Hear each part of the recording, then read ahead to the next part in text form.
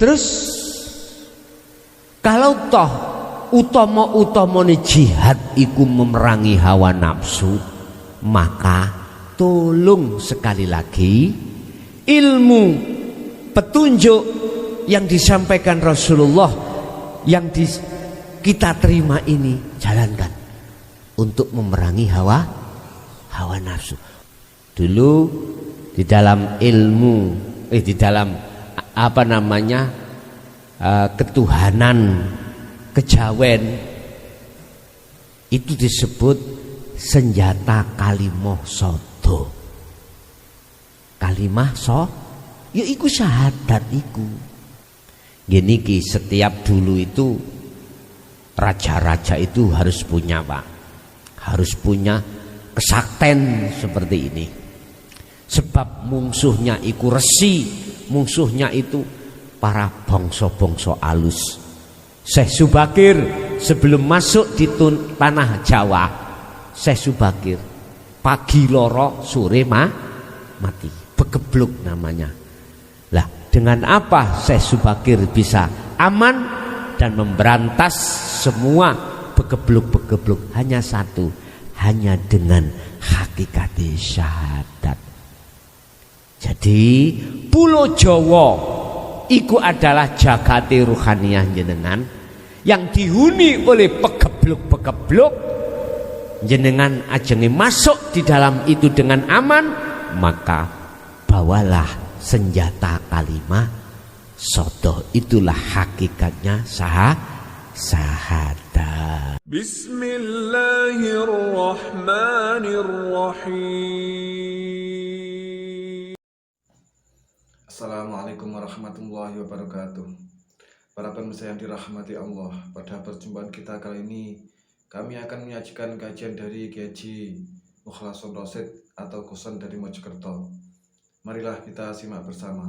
Bapak Ibu hadirin, sesuai agenda untuk malam hari ini, sebelum kita melakukan tindakan untuk menghadap dan bertemu Allah, oleh karena di situ banyak rintangan, maka malam hari ini kita akan membahas untuk mengenal nafsu dalam diri kita yang mereka itu sebagai penghalang satu sisi, penghalang ruhaniyah jenengan madhep rawuh ing ngersane Allah Subhanahu wa taala. Sesuai dengan apa yang telah Allah jelaskan di dalam surat Yusuf ayat 53. Wa ma ubarri'u nafsi, lan ora bebas berarti jenengan iki sik dihalang-halangi. Wa ma ubarri'u, lan ora bebas nafsi ing awak ingsun. Iki ceritane Nabi Yusuf. Innan nafsa, sak temene nafsu jiwa, ikulah amaratum bisu, yepti ngarahno ruhaniyah sampean terhadap perkara-perkara yang jelek. Artine nafsu itu tidak pernah berhenti melalaikan dirimu untuk lali terhadap Allah.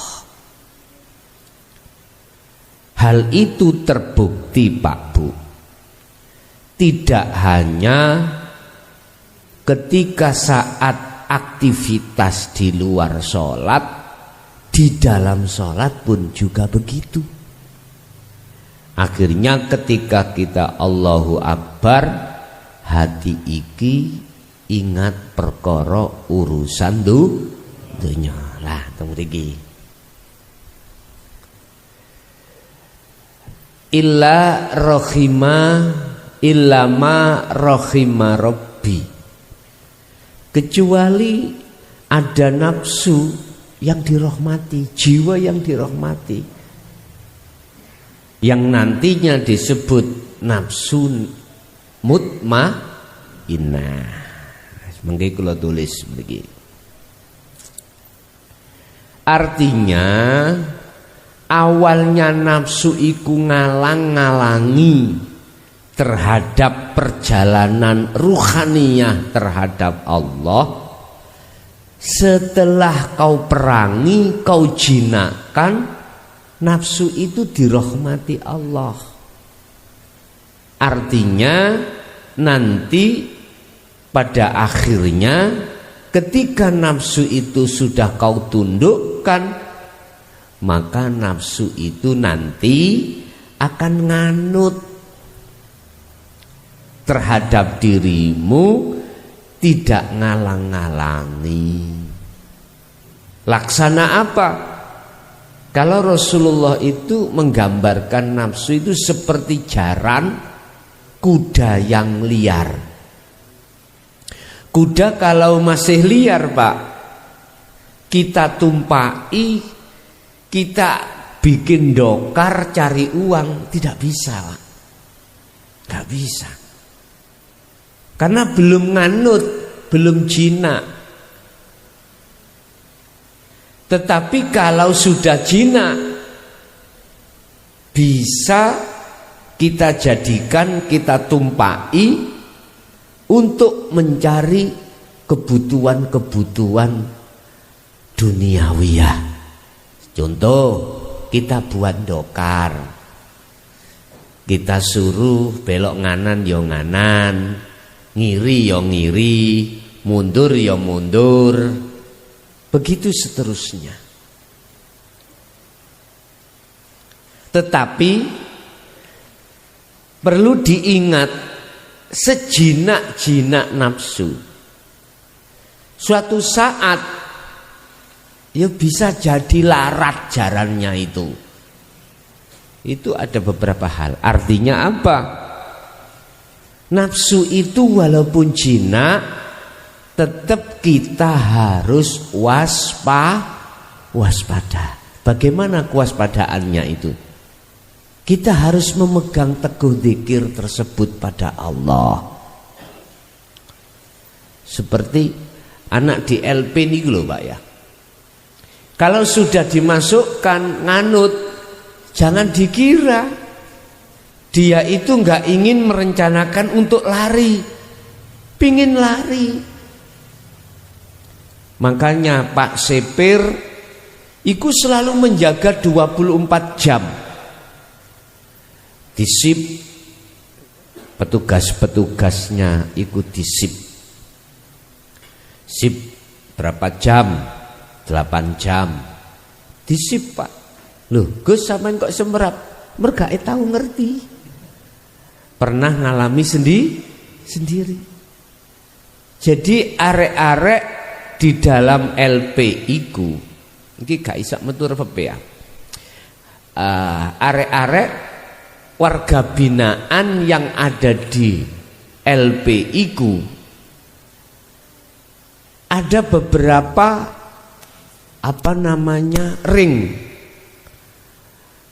ring itu pintu. Jadi tidak satu tok pintunya.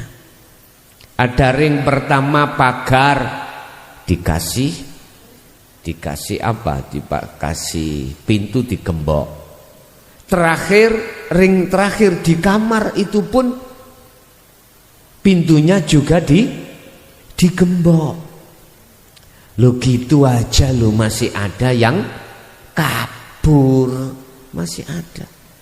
Berarti walaupun warga binaan di LP narapidana itu walaupun dikatakan manut jinak, dia pun punya rencana untuk melarikan diri, sama dengan itu.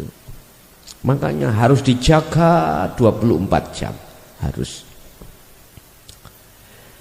Illa ma rohima Rabbi, kecuali yang tidak mengajak ke kejelekan itu nafsu yang dirahmati Allah. Inilah nanti yang disebut nafsu mutmainnah. Ya ayyatuhan nafsul mutmainnah, irji'i ila rabbiki radiyatan mardiyah. Malah nafsu iki ngajak jenengan menghadap dan bertemu Allah, yang disebut nafsu mutmainnah. Nanti kita jabarkan. Inna rabbi ghafurur rahim. Inna rabbi ghafurur rahim. Mengapa nafsu itu walaupun ngajak kejelekan, pada akhirnya dia itu mengajak Anda untuk menghadap pada Allah? Karena kesalahan-kesalahan jiwa atau nafsu itu telah diampuni terhadap Allah. Sesungguhnya Rabbi pangeran ingsun iku ghafurun, zat kang maha pengapura, rahimun kang welas asih. Wis iki surat Yusuf ayat 53. Pun Bapak Ibu hadirin jamaah rahimakumullah. Kita sebagai manusia Allah ciptakan dua unsur, ya.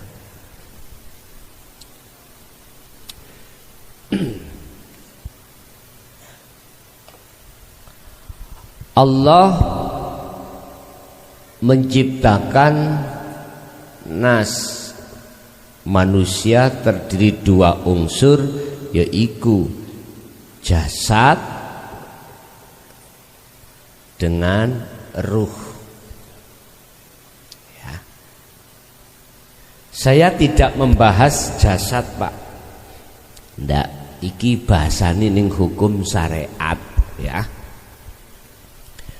Allah kasih hukum syariat lewat Kanjeng Nabi Muhammad sallallahu alaihi wasallam iku supaya jasad sampean iki masuk golongan wong sing takwa, ninggalkan larangan, menjalankan perintah. Lakune jasad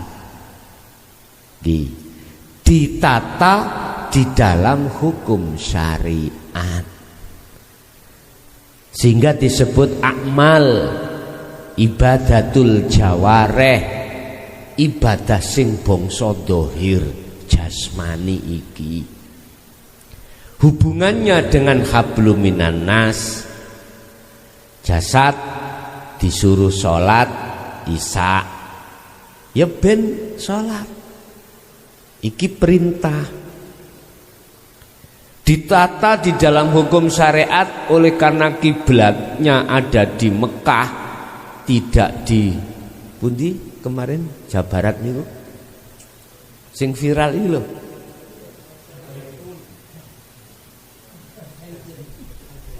Wis aku gak nyebut status gak enak. Ya enggak ya. Indramayu ya. Kita umat Islam di Indonesia wajib jasad menghadapnya ke arah kiblat di Mekah Mukarramah sana. Berarti ngadem ulon. Dan bikin masjid berarti harus imamnya, musolanya, imam ini menghadap ke barat. Iki tatanan syariat. Wis gak iso dibantah. Padahal kalau kita tarik ke hakikat, Allah itu di mana toh? Masa ana Mekah tok tak mboten toh? Nah, beda pembahasannya nanti. Wis. Jasad manuto sira di dalam hukum syariat, if'alu asy-syari'ata, lakonono hukum syariat. Surat Ali Imran ayat 31. Kul in kuntum tuhibbunallaha fattabi'uni. Jadi Rasulullah disuruh mengatakan fattabi'uni. Bila mana cintamu pingin diterima oleh Allah, fattabi'uni, kata Rasul, elok aku. Rasulullah nindakake hukum syariat. Rasulullah menjaga hukum syariat. Iki versi di dalam agama Islam. Wis versi. Wis, saya enggak bahas ini. Saya membahas ruhaniyah.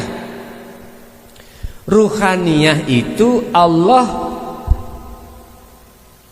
memberikan yang namanya sifat dua,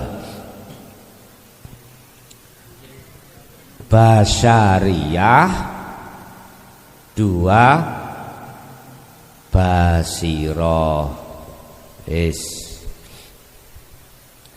Basyariyah iku tempate nafsu, basiroh tempate akal. Kita mengenal ini, Pak.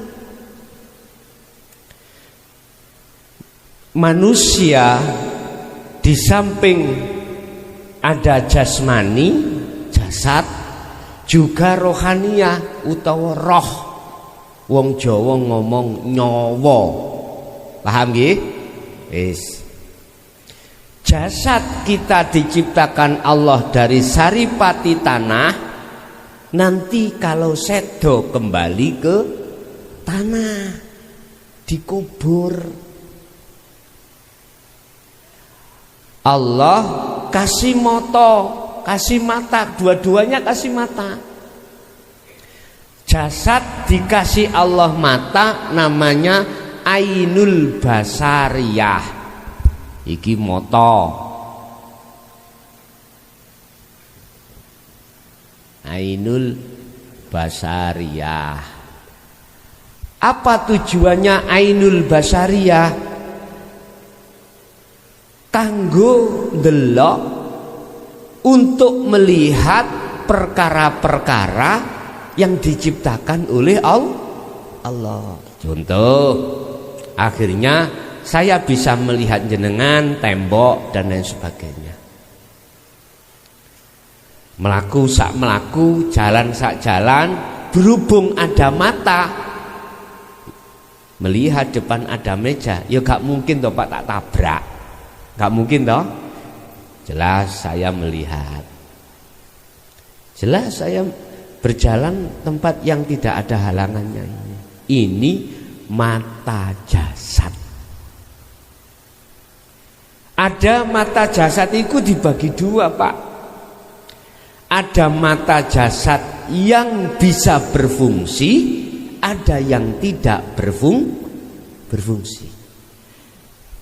Yang berfungsi kata jenengan niki saged melihat perkara-perkara apa yang sesama makhluk.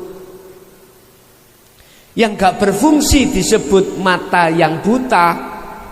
Isinya itu hanya gelap. Ya gak bisa melihat meja walaupun lampunya ini sangat benter.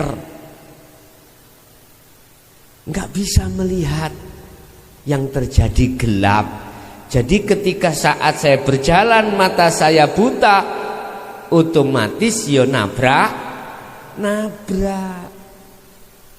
Wis, itu logika secara manusiawiyah. Dah. Ruh juga dikasih mata, Pak. Matanya ruh disebut ainul basirah. Mata hati. Orang Jawa ngomong nih mata hati. Mana mata hati itu? Apa fungsinya mata hati? Mata hati jenengan iku disebut iman, imanul haq. Itu mata hati. Lah, iman iki ana loro. Sama dengan ainul basariyah. Matanya hati atau ruh ini ada dua. Ada yang tidak buta, ada yang buta. Imannya seseorang itu ada hanya pada Allah, ada pada selain Allah. Itu iman yang selain Allah itu disebut iman atau mata hati yang buta. Contoh niki contoh. Lah iya, kok umpama ora eneng, kalau tidak ada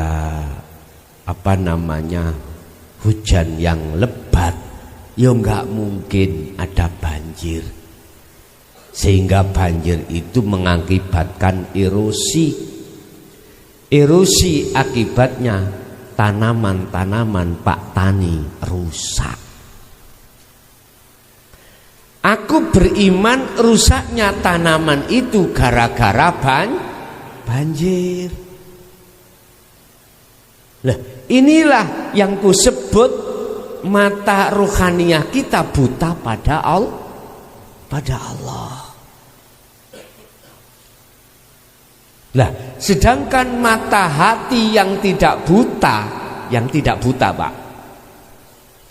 Ketika saat itu terjadi, iman sampean itu klik atau sambung atau ketemu Allah. Jadi iman sampean tidak karena banjir itu kan makhluk Pak ya. Iman sampean iku bisa ketemu tembus terhadap sak lebete di dalamnya banjir itu ada Allah atau hidup yang menggerakkan banjir. Iki mata hati yang tidak buta. Hati sampean iku sadar kelawan iman bahwasanya yang menggerakkan, yang mendirikan, merukukkan, mensujudkan dirimu itu adalah hidup di dalam dirimu, dan hidup itulah sesungguhnya Allah kang sejati. Imannya hati sampean ada di situ, maka ini sing disebut mata hati yang tidak buta. Akhirnya apa? Hati jenengan sadar lan nyadari dengan bentuk rasa ning ati sampean iku klik menyang urip dalam diri dan di luar diri jenengan, di depan, di belakang, kiri, kanan, semua itu Allah. Hati sampean iku sambung Pak teng mriku. Manakala ketika sholat hati sampean sambung terhadap urip, sambung terhadap hidup, yang hidup itu wal awwal wal akhir wal dhahir wal batin, maka mesti sholat sampean iki bisa nikmat. Qad aflahal mu'minuna alladzina hum fi sholatihim khashi'un. Iki perilaku jenengan di dalam surah Al-Mu'minun ayat 1 dan 2. Nikmat. Bapak Ibu hadirin jamaah rahimakumullah. Kita manusia, ruhaniah kita punya mata, fungsinya untuk menghadap terhadap Allah saja, untuk makrifat terhadap Allah saja, bukan terhadap yang lainnya.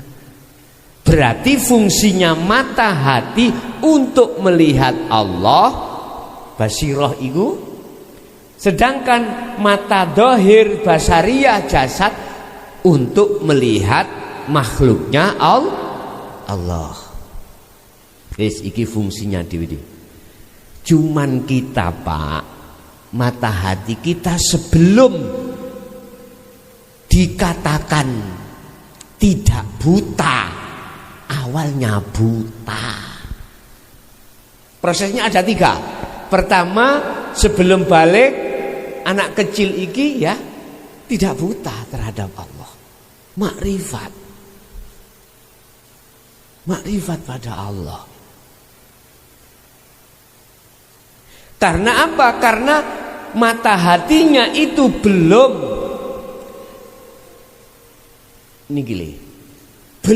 dioyak, belum dibujui, belum ditipu, belum digoda oleh nafsu, belum. Dereng. Tetapi kalau sudah mancik, apa bahasa Indonesia mancik ya? Menginjak gak ngeten Pak. Kalau sudah menginjak akil balik, baru Pak kita itu nafsu iki ngoyak. Nafsu itu menggoda kita, menggoda roh kita. Akhirnya disitulah mata hati, matanya roh itu ainul basyirah, jadi buta pada Allah. Imannya tidak terhadap Allah, tapi imannya terhadap selain Allah. Ini prosesnya Pak ya. Entah berapa puluh tahun antara si A dengan si B tidak sama. Iman kita itu tidak pada Allah sebetulnya. Walaupun kita secara syariat, mohon maaf, memang kita aman tuh billah, iman pada Allah. Buktinya jasad iman pada Allah, ninggal no larangan, menjalankan perintah di hukum syarat. Iku jasad bos, iku jasad. Tapi roh kita belum. Makanya dibuka di dalam surat Al-Baqarah 208. Allah katakan, wahai orang yang beriman, ya ayyuhalladzina amanu khulu fisilmi kafah. Masuklah kamu di dalam agama Islam dengan sempurna.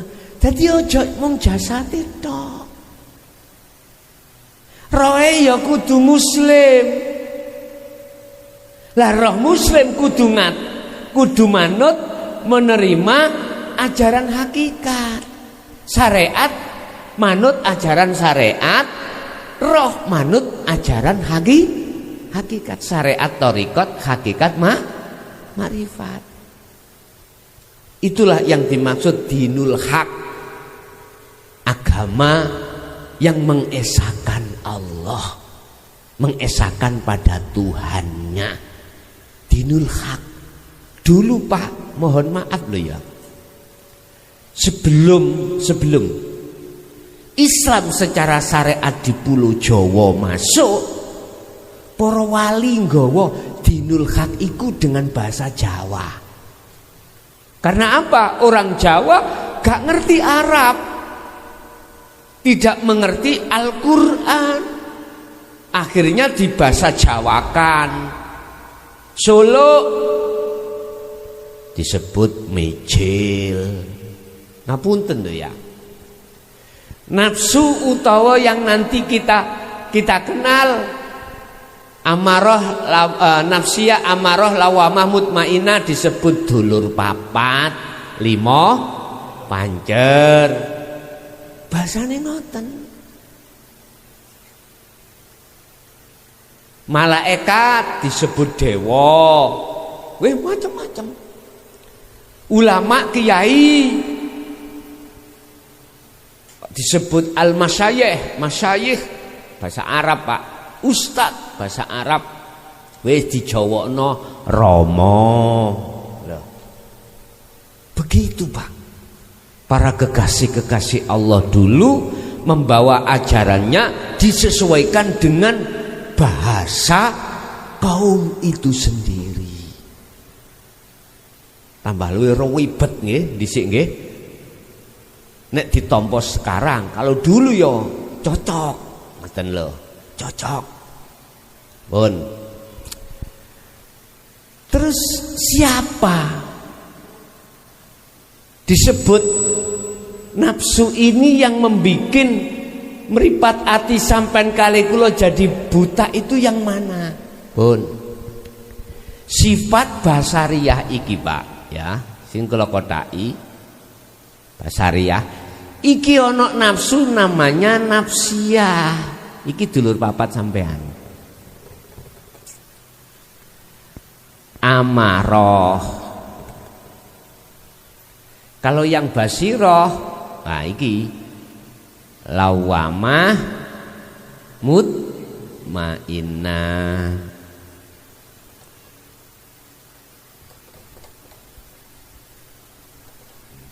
Pun. Sifat basariyah ini beto dulur loro ning awak sampean. Semuanya manusia. Nafsu sing jenenge nafsiyah ambek amarah. Cirine yo napa, Pak? Gini. Nafsu iku boleh dikatakan jiwa. Boleh. Ini akan mengajak sesuai dengan surat Yusuf tadi 53. Ya. 53. Wa ma ubarri'u nafsi innan nafsa la amaratum bisu. Ngejak elek ae. Ngejak lali nang Allah. Roh ini dipengaruhi oleh nafsu nafsiyah dan amarah supaya lalai selalu terhadap Allah. Caranya bagaimana? Nafsu ini, jiwa ini membikin ruhaniyah matanya buta. Sebab dengan mata buta terhadap Allah itulah ruhaniyah sampean kali kula, ruhaniyah kita itu tidak bisa sholat khusyuk, nggak bisa ingat, dikatakan ingat pada Allah. Walaupun lesan kita mengucapkan Allah, jasad kita menjalankan peraturan-peraturan hukum syariat, tapi ruhaniyah kita sebetulnya itu belum dikatakan muslim. Belum. Wa minan nasi may yaqulu amanna billah. Sebagian besar manusia itu mengatakan beriman kepada Allah. Wal yaumil akhir, ya beriman dengan adanya hari akhir. Tapi sampean terusno ayate. Wa mahum bimu'minin. Sesungguhnya mereka itu hakikatnya tidak dikatakan beriman pada, maksudnya yang gimana, Pak? Ruh, bukan jasad, Pak. Ruh kita. Lesan mengucapkan Allah. Allah yang mana tidak tahu. Tidak kenal Allah. Kenalnya itu Allah itu nama. Tapi belum kenal siapa yang memiliki nama Allah. Ruh dereng kenal. Itu tadi surat Al-Baqarah ayat berapa itu saya lupa. Ayat awal-awal, kalau nggak salah 10 atau 11. Wa minan nasi may yaqulu amanna billahi wa bil yaumil akhir wa ma hum bimu'minin. Itu. Sesungguhnya dia tidak dikatakan beriman. Maksudnya ruhaniyah sampean kali kula imannya belum pada Allah sesungguhnya. Karena mata ruh yang disebut iman itu masih buta pada Allah. Paham nggih? Pun. Terus Apa penggaweane? Apa ciri-cirinya nafsu-nafsiyah dan amarah? Wa zuyyina linnasi hubbus syahawah. Ngejak sampean iki bersukaria, roh lo bukan jasad lo ya. Bercinta nyenengi selain Allah. Itu yang disebut hubbus syahawah. Imannya, umpama konteksnya iman, ngajak imane ati, imane roh, ngejak meripati roh, melihat selain Allah. Wis intine ngoten. Melihat selain Allah. Muncule akhire di dalam hati jenengan, kalau nggak cocok miturut sifat basariah ini, ngapunten, takdir apa wae ya. Kalau nggak cocok miturut nafsu nih, ngapunten, terjadilah muring amarah.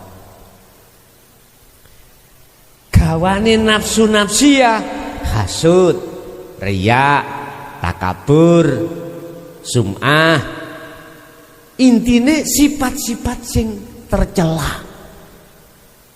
Contoh, berhubung atiku iki dikatakan mripate ati iku buta terhadap Allah. Akhirnya saya ini Pak, sesuai dengan poksi saya ya, di dalam hatiku merasa, aku yakin yang memberikan ngaji iki seongkok makhluk jenenge mukhlason. Hatiku ngakoni ngono. Ya iki ya teko aku. Sing ngaji yo aku. Loh, otomatis di dalam hati saya akan mehai sifat ilmu. Padahal ilmu itu sifat wajibnya Allah. Tak rampas Pak. Buktinya yo aku. Nah, karena mata hatiku melihat makhluk. Yo aku sing ngaji iki. Yo ilmuku. Yo reganono. Lah ngoten nggih biasae. Allah. Ini kudu misuh kula asline. Misuhi nafsu Pak, maksude mboten misuhi jenengan, misuhi nafsu.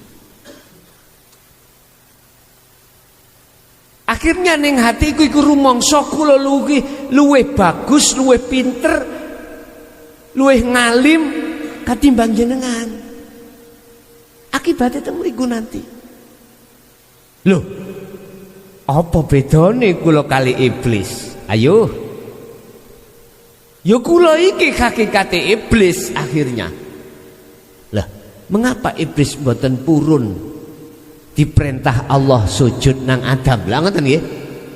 Karena rumangsa luwih apik, luwih pinter katembang daripada Adam. Ana khalaqtani minan nar wa khalaqtahu min tin.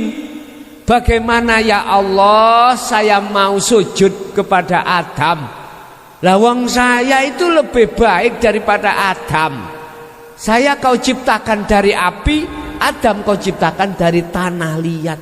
Ayo api pundi? Api moh. Lih, ini Pak. Wa id qala lil malaikati inni ja'ilun fil ardi khalifah. Protes langsung. Dan ketika Nabi Adam sudah diciptakan, wa id qala, tatkalane Allah dawuh lil malaikati sujudu. Sujuda sirahe para malaikat Adama ing Adam. Fasajadu mongko padha sujud sapa malaikat illa iblisa kejaba. Lah di sini Pak, iblis niku luwih ngalim katimbang malaikat Pak. Bisa saya katakan Banul Jan namanya, utawa Ajazil, iku penasehati semua malaikat. Iku tok sing gak gelem. Ya Allah ya Karim. Karena di dalam hatinya ada perasaan, keimanan, keyakinan utawa sifat luwih apik katimbang Adam. Iku sifatnya dimunculkan oleh nafsu nafsiyah. Sebabnya apa? Sebabnya hatiku terpengaruh terhadap iman yang diomongkan oleh nafsu terhadap selain Allah. Wa zuyyina linnas, dipaes-paesi, Anda dibikin kamuflase, dibikin apa ya, dikaspoi lho Pak, dipolas. Kesenangan duniawiyah itu bagaimana caranya ruhaniyah kita itu biar pindah dari cinta pada Allah, cinta pada kesenangan dunia itu. Saat akil balik tiba baru bergerak nafsu niku Pak, bergerak. Lah nafsu itu sendiri mengalahkan akal. Akal dibujui terus. Kal ngomong nang roh yo, ewangono. Kongsi sama aku. Jiwa itu atau nafsu itu. Ngomong apa? Hei, yang menjadikan rusak tanaman itu adalah banjir. Akal mikir Pak Yohan. Iya ya, kalau nggak ada banjir, ya nggak akan rusak. Niki akal sing tidak bisa Pak. Diajak ke Allah tidak bisa. Ini akal yang masih liar karena akal kongsi dengan hawa nafsu. Kongsi. Akhirnya sifat basariyah itu yang namanya nafsu lawamah mutmainah tidur aja gak bangun. Itu yang ngajak untuk ke Allah awalnya. Nah tidur le Pak, ada gegeran di njaba rumah, wong kita tidur ya nggak tahu. Namanya tidur. Lawamah dengan mutmainah itu dikemuli oleh kesenangan dunia. Iki sejarah Pak ya. Iki kudu sampean kenali. Harus sampean kenali. Wis kembali kepada nafsiyah. Ketika ruh itu sudah masuk dalam perangkapnya nafsu, yaitu kesenangan dunia, maka ruh akan memunculkan sifat-sifat yang ditimbulkan oleh nafsiyah yang jelek. Hasud, iri, dengki muncul. Riya, pamer di dalam hati muncul. Takabur, sombong muncul. Ini terjadi Pak. Ini kita saat-saat dalam keadaan ruh itu menjadi budaknya hawa nafsu. Ruh menjadi budaknya hawa nafsu. Sampai kapankah ruh kita jadi budaknya nafsu?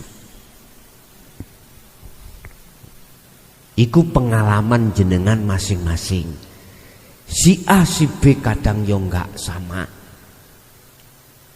Terus solusinya bagaimana?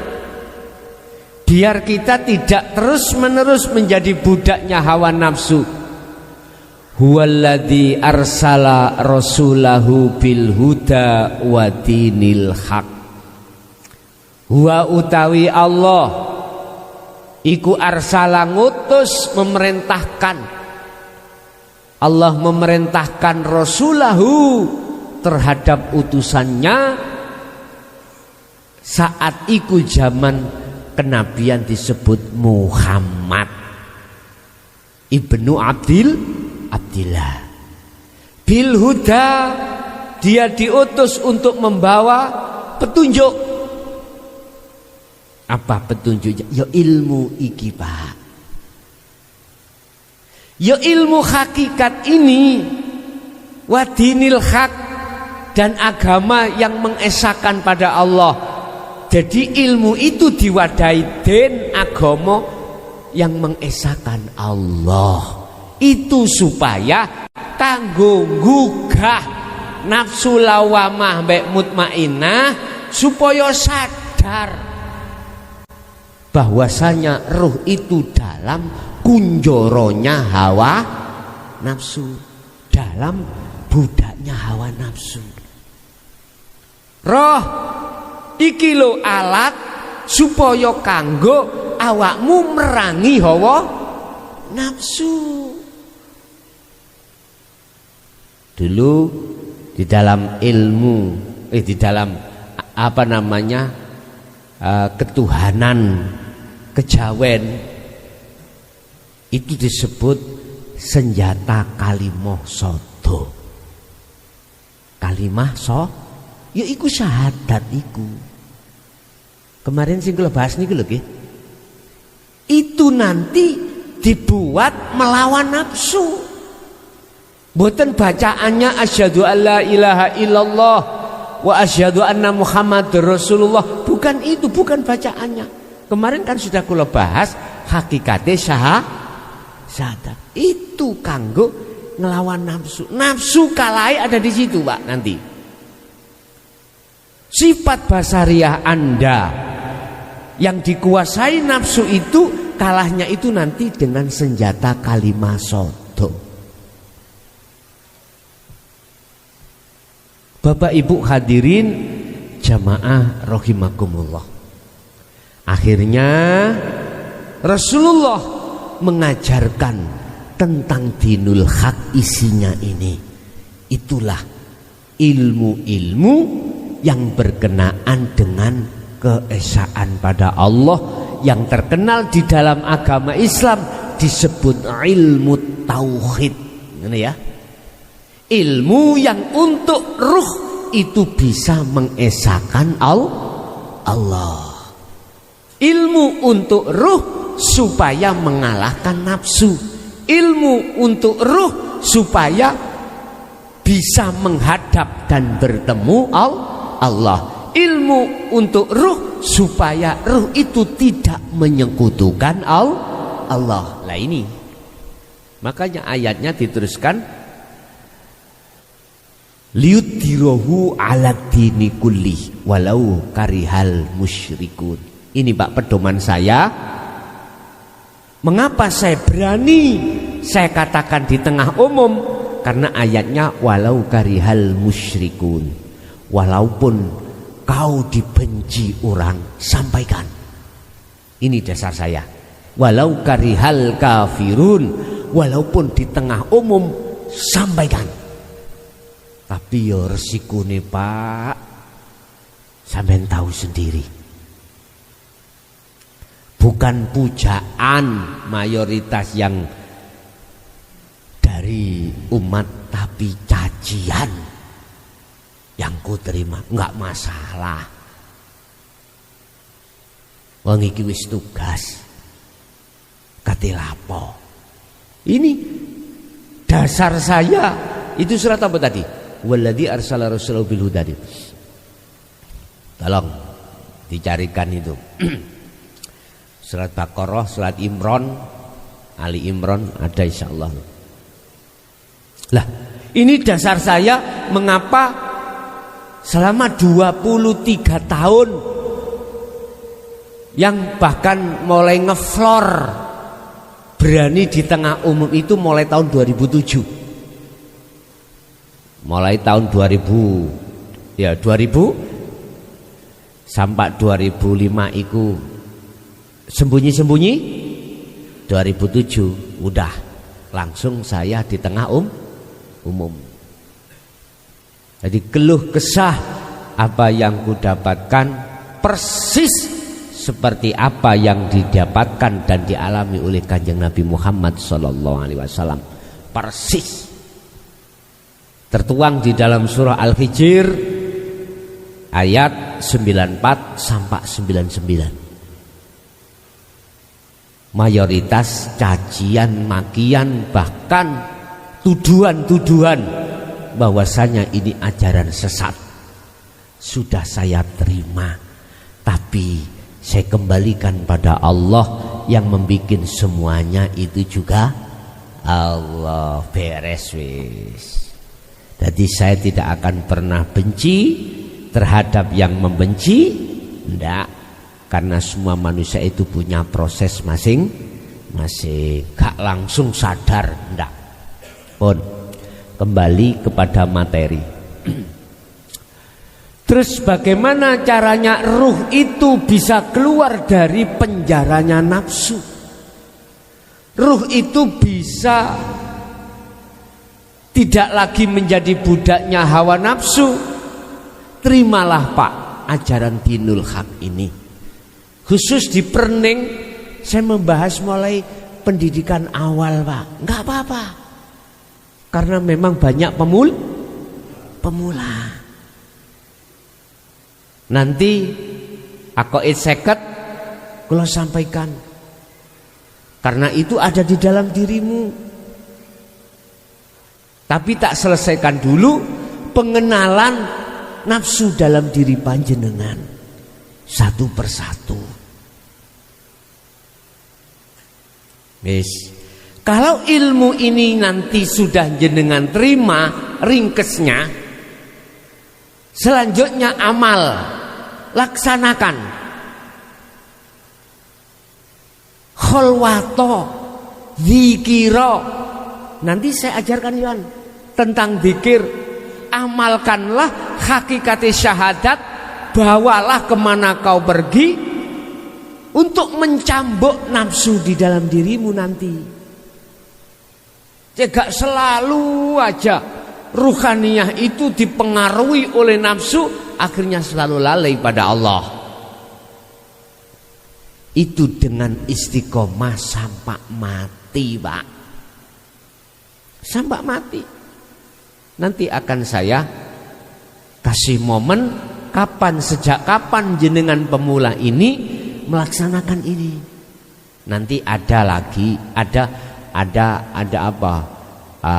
Perintah ketika saat menjalankan, terus bagaimana cara menjalankannya, nanti kami kasih petunjuk-petunjuk. Bon. Iku ringkese biar ruhaniyah tidak lagi menjadi budaknya hawa nafsu, biar ruhaniyah hanya menjadi budaknya Allah Subhanahu wa ta'ala. Ruhaniyah bukan jasmaniyah. Wis, mengenal terhadap nafsu. Wis. Yang kedua, ruhaniyah ini juga disandingi Allah, tidak hanya nafsu tapi akal. Di dalam akal itu nanti masuk di dalam sifat basiroh. Basiroh itu hubungan jero Pak, ruhaniyah disebut basiroh. Kalau basariyah hubungan jasmaniyah. Ini ada dulur sampai loro, saudara Anda dua, disebut nafsu, jiwa lawamah dan mutmainah. Fungsinya lawamah mengkilak sampai semrap, getuni perilaku rohaniyah selama ini berbuat dolim pada Allah. Bentuk dolime rohaniyah kita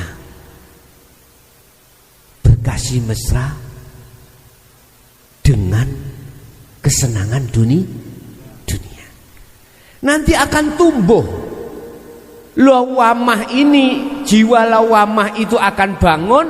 Tondo bangunin jenengan iki getuni Pak. Lah iya, umurku karipiro, umur saya tinggal berapa di dunia ini, kok enggak dulu-dulu ilmu tentang hal ini sudah aku terima. Kadang-kadang nangis Pak, diem-diem ngene iki, sadar diri hakikate syahadat sampean terapkan, lawamah menangis. La ilaha illa anta subhanaka inni kuntu minal zalimin. Ini nanti munculnya zikir sirul asrar ada di situ. Kalau la ilaha illallah syariate, la ilaha illa huwa tariqoe, la ilaha illa anta hakikate, la ilaha illa ana ma'rifate. Nanti di situ. Bab masalah zikir nanti, Pak, nanti. Bon. Ada perasaan getun setelah melakukan perbuatan maksiat. Sekarang maksiat jasmani aja tolong. Habis kita maksiat getun, Pak. Maksiate jasmani. Lawamah iki tobate gak tobat nasuhan, tobat kumat. Yaiku jenenge tobat tomat. Tobat sing kumat maneh. Iya, Pak, getun. Habis selesai. Wis pada waktu itu gak ngelakoni mana. Tapi suatu saat ada kesempatan, faktor penunjang ada, maksiat lagi. Mesti niku, Pak. Jasmani lho nggih. Maksiati jasmani. Tapi kalau sudah menyentuh maksiati rohani, maksiati rohani gak podo, tidak sama dengan jasmani, Pak. Maksiati rohani iku Rasulullah dawuh hubbud dunya khati'atun kabiratun. Hubbud dunya, cintane rohaniyah pada duniawiyah iku khati'ah. Maksiat, kesalahan kabiratun sing agung. Luwih gede maksiate ngeten, Mbak. Tahu ngeten? Ngeten ya. Iki di mata hakikat. Karena ketika saat ruhaniyah iku bermaksiat pada Allah, berbentuk berkasih mesra pada Allah, selain Allah, imannya itu menghadap terhadap makhluk, iku disebut perilaku syirik hakikati. Disebut syirik khafi. Ya Allah, gak kroso, Pak. Kita semuanya ngalami seperti itu. Imanku ruhaniyah terhadap banjir yang menjadikan rusaknya tanaman itu syirik saya. Ruhaniyah itu syirik. Bukan jasmaniyah loh nggih. Ruhaniyah. Iki namanya syirik khafi. Lebih besar dosanya daripada perbuatan ngeten wau. Ngoten nggih? Seperti itu. Lah, ketika lawamah sudah sadar, gak mungkin, Pak, ngelakonin nih. Ini namanya taubatan nasuhan, itu di situ. Perbuatan kesalahan yang disesali dan tidak akan pernah berbuat kembali dengan disengaja. Gak mungkin. Karena sudah tahu. Karena ini syirik, maka tidak akan pernah dia lakukan. Tetapi lagi, oleh karena ada proses kekasih Allah sebelum sempurna, kalau jatuh, Pak, kalau moro nit ningati imane selain Allah, lah muniku kesalahan mboten. Wala bagin wala adin innallaha ghafurur rahim. Mereka itu sebetulnya tidak mau melalaikan Allah. Maunya selalu bertemu Allah. Tetapi oleh karena Allah memproses Anda jatuh bangun, maka tidak ada kesalahan bagimu terhadap Allah. Sebab yang ingin bertemu kepada Allah hanyalah orang-orang yang sudah mengikuti ajaran Rasulullah di jalur dinul haq ruhaniyahnya. Wis pengalaman kita Pak, waktu ono syariat tok dulu ya. Gak ada hati untuk kepingin ketemu Allah, gak ada. Sholat aja gak kepingin ketemu Allah, ketemu surga. Bentuk arep-arep pahala, arep-arep tendensi dari Allah, surga, supaya dijauhkan dari neraka. Surga neraka itu makhluk bikinan Gusti. Jadi jenengan kali kula sekecil apapun dalam hati nggak ada ingin bertemu Allah, nggak ada. Inginnya bertemu makhluk, surga, ganjaran. Makanya jenengan dengan kita itu waktu sholat tidak ada sedikit pun ingin bertemu Allah. Karena semua sholat itu pengen kita dapat pahala biar dimasukkan surga. Gak peka Pak, pada saat itu kita sudah dikatakan Allah, semua niat mesti ditutup lillahi ta'ala. Sedangkan lillahi ta'ala itu pemahamannya masuk di jalur hakikat makrifat, jalur basaria, basiro, dinul haq. Nggak bisa Pak, lillahi ta'ala itu kita terapkan di jalur syariat, nggak bisa. Cuman ucapan aja bisa, tindakan pembuktian rohaniah tidak bisa, nggak bisa. Lillahi ta'ala, hanya karena Allah. Nggak mungkin waktu kita sholat Allahu Akbar isone sendakep karena Allah, nggak ada. Hati nggak ada sambungan terhadap hidup Allah di dalam diri kita, nggak ada Pak. Pasti justru aku mengakui bisanya sendakep karena saya, bisanya berdiri rukuk sujud membaca Fatihah karena saya. Di situ Pak. Makanya ayo direvolusi iman ini. Gantilah imanmu yang asalnya terhadap selain Allah, terhadap selain hidup Sang Yang Tunggal. Ayo kita ganti hanya pada Sang Yang Tunggal, Sang Yang Maha Esa. Bahasa syariat disebut wong Islam Allah. Caranya itu tadi, kau harus keluar dari perbudakan hawa nafsu. Bisanya keluar, ikuti aku, fattabi'uni, kata Rasul, ikuti aku. Inilah ajaran dinul haq, terimalah dan amalkan dengan istiqomah. Nanti akan mengerti sendiri dan kau akan dikeluarkan Allah dari perbudakan hawa nafsu. Awalnya lawamah muncul, sadar diri, ya Allah. Akhirnya jenengan menangis, gak iso nangis ning kene, nangis ning omah arepe turu. Sadar, lawamah, getuni. Akhirnya lawamah gugah mutmainnah.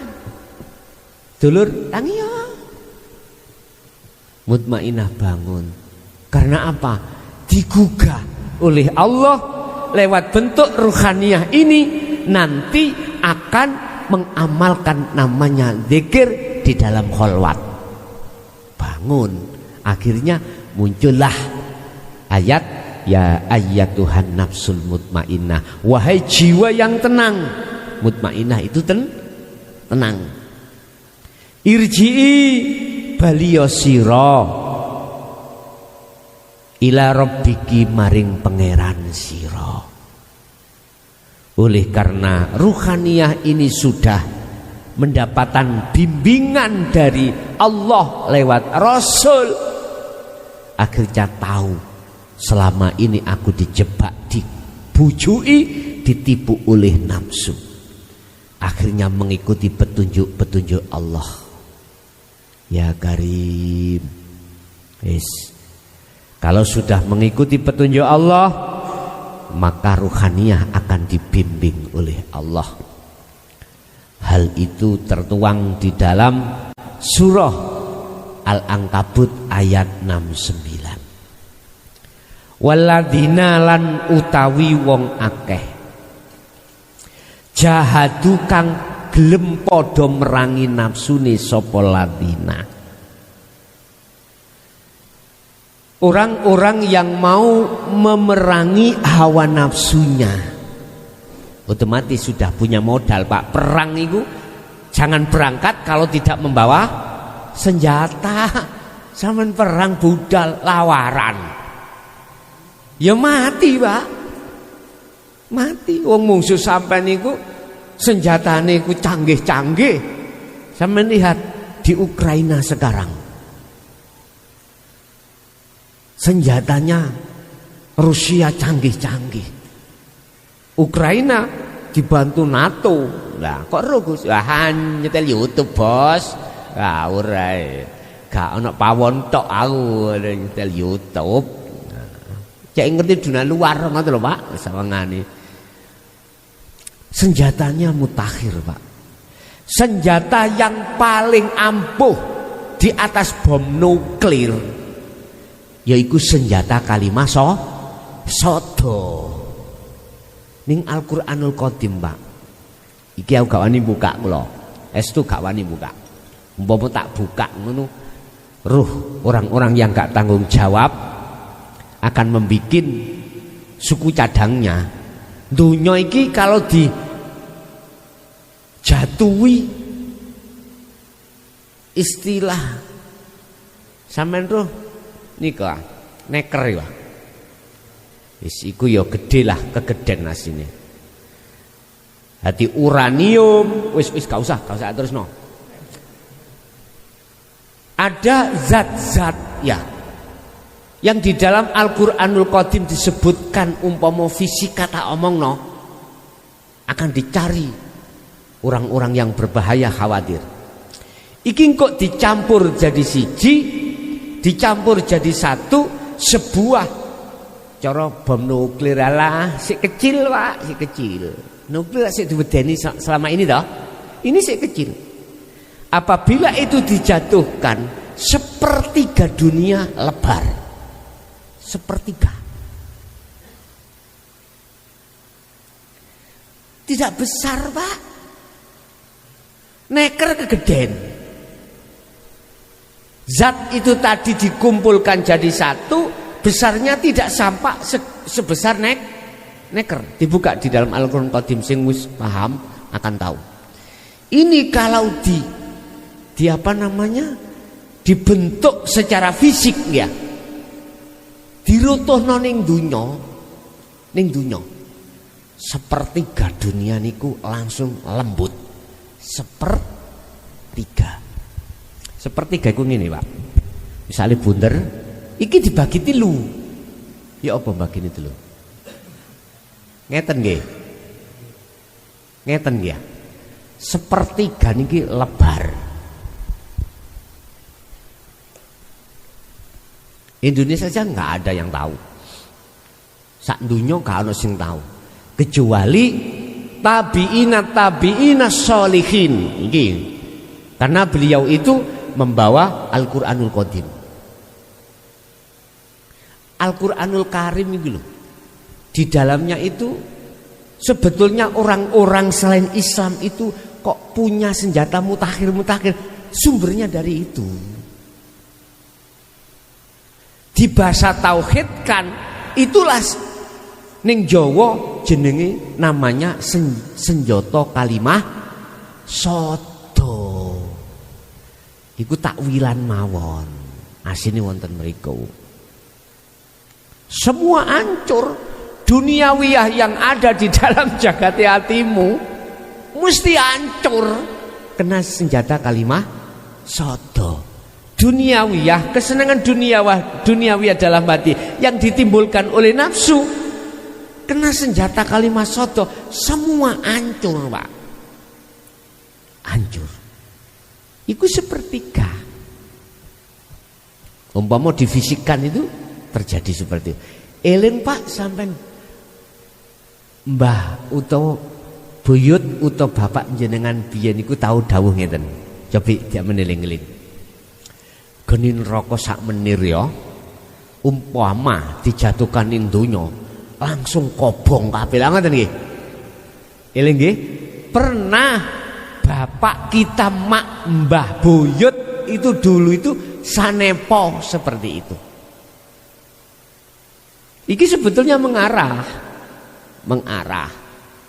Tapi lawan katane ada Pak, penetralnya ada.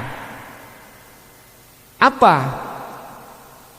Cahaya nur makrifat Allah walaupun sak menir diletakkan di dunia, maka cahaya matahari surup kalah benter. Ini penetralnya itu di situ. Jadi Allah membuat perkara yang merusak, menghancurkan, Allah juga membuat perkara yang menetralisirkan penyakit iku yono obate lho gitulah. Wis. Pun kok tutuk kunus iki mang rek bahas. Lah, ketika ruhaniyah ini Bapak Ibu, betul-betul Anda sudah nerima ajaran Rasulullah di jalur dinul haq, di dalamnya ada hidayah, petunjuk, yaitu ilmu, ya ini yang kami sampaikan. Ilmu itu akan menjadi petunjuk di dalam hati panjenengan. Dengan begitu Anda akan bisa memerangi nafsu.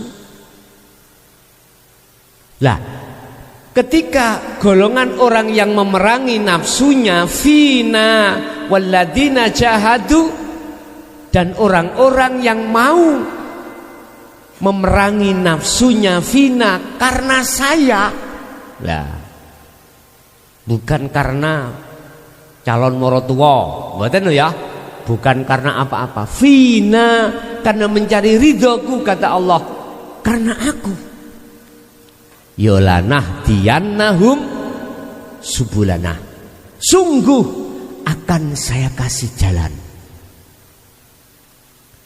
Allah akan memberikan petunjuk jalan bagaimana caranya mengalahkan nafsu dan bagaimana caranya menghadap dan bertemu Allah. Iki surat Al-Ankabut ayat 69. Wa innallaha lama'al muhsinin, dan sesungguhnya Allah sungguh beserta orang-orang yang berbuat baik. Berbuat baik terhadap Allah, bentuknya kita merangi hawa nafsu. Senjata yang penting sudah dibawa. Kalau sudah petunjuk sudah dikasihkan Allah, lakukan khalwat lewat zikir setiap saat dan waktu nanti. Kita merangi hawa nafsu Pak, di luar dan di dalam diri kita. Di luar kita kancah dengan mencari kehidupan dunia, kebutuhan dunia, mergawe dan lain sebagainya, tetap harus memerangi nafsu di situ. Terus juga memerangi hawa nafsu di dalam diri kita ketika saat kita berzikir atau berkhalwat secara khusus. Nanti saya kasih tahu caranya bagaimana kalau sudah nantinya kita melakukan khalwat nanti. Urusan nanti beat di sini mawon ya. Tidak usah beat di pondok, di sini aja nanti. Sebelum kita melakukan khalwat atau merangi hawa nafsu. Begitu juga Rasulullah sebelum beliau sedo, beliau juga menitipkan dalam hadis sahihnya terkait merangi hawa nafsu. Afdalul jihadi, luweh utamane, utawi luweh utama jihad perang, yaiku ayu jahadar rajulu, sak temene wong lanang iku mang merangi nafsahu ing awak dhewe ne rajul wa hawahu lan merangi hawa nafsune rajul. Apa kok wong lanang? Niki karena wong lanang itu kuat. Bukannya kanggo wong lanang saja, tapi juga orang perempuan. Mengapa di sini kok Rasulullah mengatakan ar-rajulu? Karena ar-rajul itu sifatnya lebih kuat daripada seorang perempuan dalam hal tenaga, pikiran dan lain sebagainya. Makanya memakai bahasa ar-rajulu. Lebih utama perang iku adalah merangi hawa nafsu. Lah merangi hawa nafsu, roh ini kudu dikenalno sapa mungsuhe. Harus tahu. Nafsiyah ambek amarah, Pak. Ini yang harus kita kenali. Ulaika kal an'am balhum adol. Wujud sak temene wong iku nafsu iku. Quran dawuh ulaika kal an'am. Kaya raja kaya. Tahu raja kaya? Hewan. Sifatnya hewan. Umpama di dalam dunia kasaf itu dimasukkan di dunia mukhadara lahir, wujud sampai ini gak wujud menungso, wujud kewan. Ulaika kal an'am, mereka itu seperti hewan. Balhum adol, bahkan lebih beringas daripada hewan. Mumpung dorong awak dibali ke asal Allah, Pak, ayo didandani rupane roh iki. Roh iku akan rupa kewan sesuai dengan sifatnya. Mohon maaf, sifatnya kalau basariah yang menang, roh sejati sampean kali kula niku rupa kewan. Maksudnya sifat umpama dilahirkan kaya ngene iki ndas, mohon ndas babi awak wong, ndas ular, ndas wedhus, ndas sapi awake wong. Sampeyan imutah sejarah Isra Mi'raj Kanjeng Nabi numpak buruk ya, ndase jaran awake jaran, ndase wong wedok lah ngono ya, iku nafsu. Nafsu yang sudah jinak, Pak. Tapi mengapa kok ada malaikat muqarrabin nuntun? Karena buruk iki yo liar kok, kalau gak dituntun cara jaran kuda larat gendokar. Makanya dikasih kendali, kadangnya dikai kendali ya sik kula niki Pak pindho dirutuhno teko jaran niku lho. Niku makan wonten jaran. Dulu niku sik tak tumpakane rek. Mungkin ya mangkel kali kula dirutuhno Pak kula niki, Pak. Dadi ning kandange nika etan nika tak tumpaki kandang sakdereng wonten omah-omahe sik lapangan, tak omah dirutuhno kula. Dirutuhkan, dijatuhkan 2 kali. Sing laskar iku dulu pun. Terus kalau toh utama-utamane jihad iku memerangi hawa nafsu, maka tolong sekali lagi ilmu petunjuk yang disampaikan Rasulullah yang kita terima ini jalankan untuk memerangi hawa nafsu. Urusan kalah menang gak usah dipikir, Pak. Kita mau kontes, jangan mikir menang kalah. Sing penting naik di panggung, urusan benjut kabeh, urusan buri. Tapi yo itu Pak logikanya, kui akan menang kalau kau bawa senjata. Senjata yang ditakuti nafsu adalah hakikat syahadat ningki. Diamalkan nanti. Ketakutan Pak. Karena apa? Mohon maaf, nafsu atau iblis iku, walaupun di dalam Al-Quran sudah dikatakan Allah innahu lakum aduwwum mubin, mungsuhmu sing nyoto, kadang-kadang dia itu tidak bersikap kasar, bersifat halus, tapi halusnya politik, halusnya membunuh panjenengan. Estu Yun sewu,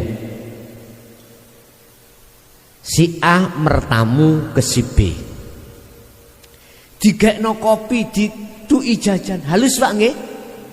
Nggak tahu kalau di dalam kopi ada racun. Anda kalau nggak waspada lo ya, wah disosor ae ngeten. Apa yang terjadi? Gak ngerti. Mulai wetenge senep, mual-mual, ke rumah sakit, belum sampai rumah sakit is dead. Ini membunuh secara halus. Nafsu seperti itu.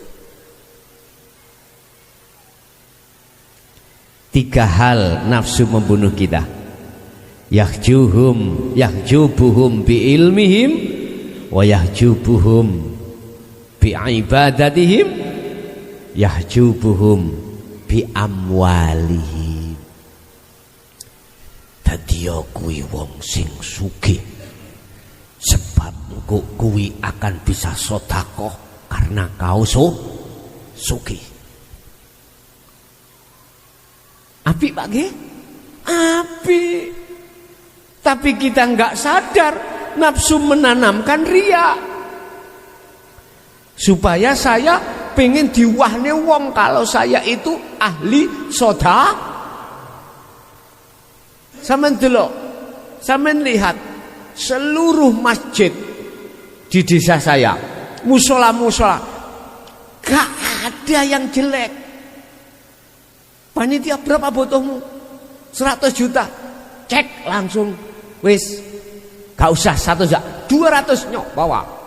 Wong pabrik ngorowek sapa Pak? Embuh aku yo garu.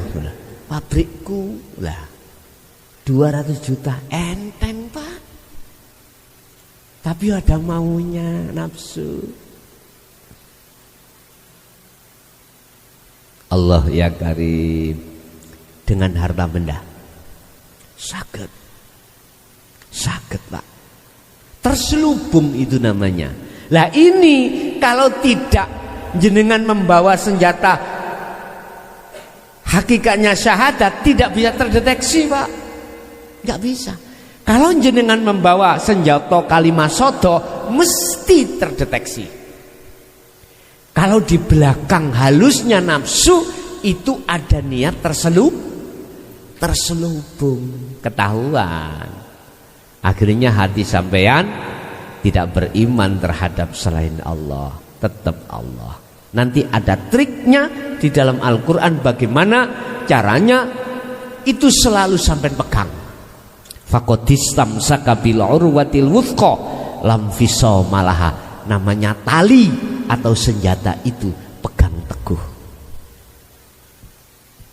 Al-Baqarah 256. Namanya tali tapi senjata itu.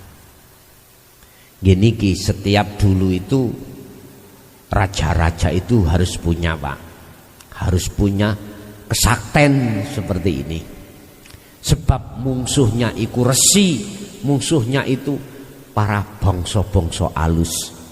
Syekh Subakir sebelum masuk di tanah Jawa, Syekh Subakir pagi loro sore mati, begebluk namanya. Lah dengan apa Syekh Subakir bisa aman dan memberantas semua begebluk-begebluk? Hanya satu, hanya dengan hakikat syahadat. Jadi Pulau Jawa iku adalah jagate ruhaniyah jenengan yang dihuni oleh pegebluk-pegebluk. Jenengan ajenge masuk di dalam itu dengan aman, maka bawalah senjata kalimah sodoh. Itulah hakikatnya sahadat. Ketika lawamah sudah dibangunkan oleh ketika mutmainah dibangunkan oleh lawamah, bangun pun Pak, aman, udah penghalang-penghalang tidak ada, maka dia bisa kembali pada Allah. Fadkhuli fi ibadi wadkhuli jannah. Masuklah kau dalam golongan yang diridhoi oleh Allah, yaitu golongan yang dimasukkan surga secara sarengat. Bukan surga, artinya radhiyatan mardiyah. Iki jenengan kepanggih Gusti Allah, penghalangnya sudah minggir, jenengan langsung bisa bertemu pada yang ngundangi jenengan, yaitu Allah.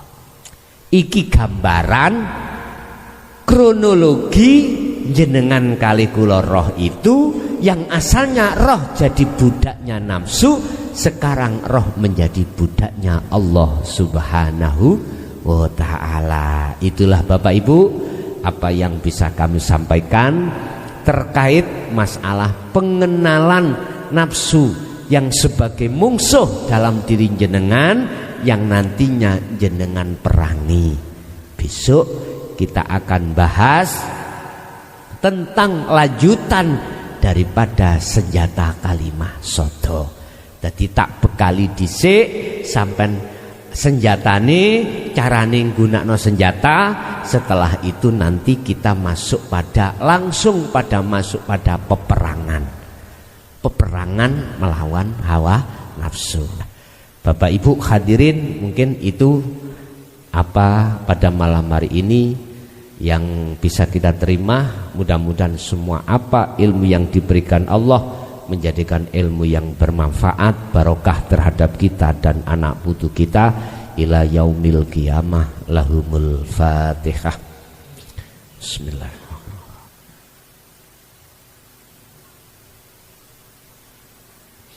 Allahumma sholli wa sallim ala sayyidina Muhammad. Alhamdulillahi rabbil alamin.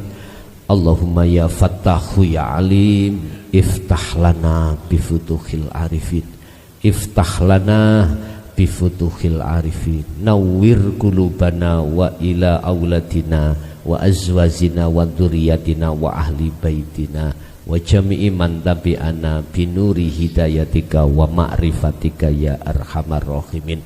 Rabbana atina fid dunya hasanah wa fil akhirati hasanah wa qina adzabannar. Wa sallallahu ala sayyidina Muhammad. Alhamdulillahirabbil alamin. Al-Fatihah.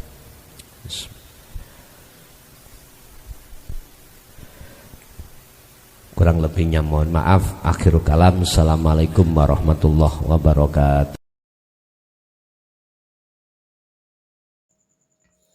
Alhamdulillah telah kita simak bersama kajian dari Kiai Haji Mukhlason Rosyid atau Kuson dari Mojokerto, pengasuh pondok pesantren Miftahul Ulum Jaya Baru, yang tepatnya beralamat di Jalan Perjuangan, Dusun Gelonggongan, Desa Sumber Tebu, Kecamatan Bangsal, Kabupaten Mojokerto, Jawa Timur. Beliau adalah gambaran ulama muda yang mampu menjembatani nilai-nilai keislaman tradisional dengan pendekatan modern. Kajian beliau menekankan pada pendidikan holistik yang fokus pada ilmu tauhid dan tasawuf. Beliau juga menekankan pentingnya mempelajari Islam secara mendalam, tidak hanya aspek lahiriah saja, tetapi juga batiniah. Beliau juga mengajak pendengarnya untuk mempelajari Islam tidak hanya secara tekstual saja, tapi juga meresapi maknanya secara spiritual.